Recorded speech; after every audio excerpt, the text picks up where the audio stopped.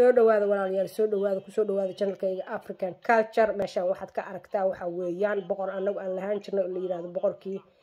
biye la yiraahdo ama biyankha baa loogu yeeraa xataa magaciisa runta waa biyankha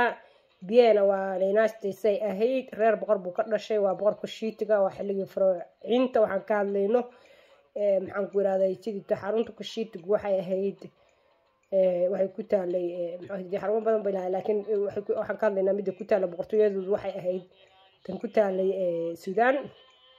baan ka hadlaynaa biye waa ninka qabsaday muxuu ahayd tidito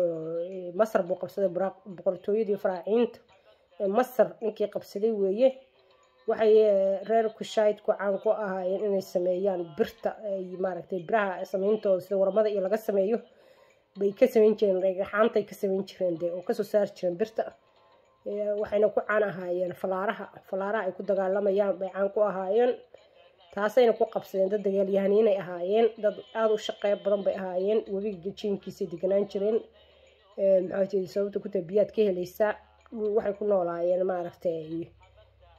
wax walba ay ka helayaan oo xoolay lahaayeen xoolo badan bay lahaayeen waxaysan haysan ma jiro dahab bay lahaayeen wax kaysan haysan ma jirto dad waxay ahaayeen maaragtay wax kasta haysta marka waxaad madax u saaran waxa la yiraahdaa shaash libax baa la yiraahdaa waxa ka soo taagna waxa weeyaan waa mas maxaa laba mas weeye baa shaash libaxa ku waxaysan wax kor madax u taagayo waa maska la yiraahdo kubraha waa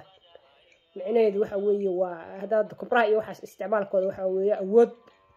يعني waxaan ahay sida maskan boqor ahay weyn boqorka maskan waxa weeyaan kubraada waxa loogu yeeradaa waa boqorka masaska muxuu ahay tidito maxaan ku iraaday tidito